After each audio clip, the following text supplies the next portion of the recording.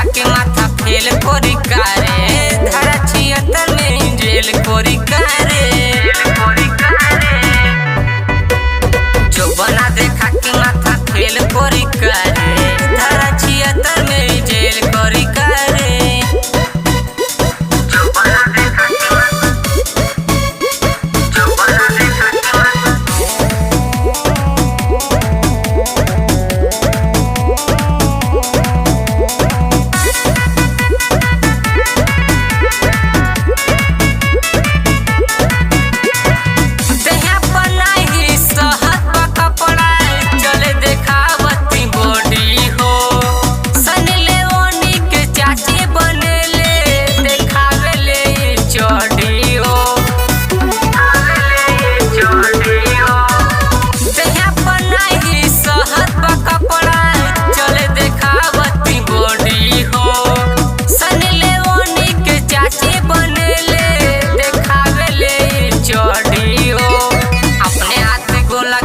fail कोरी कारे,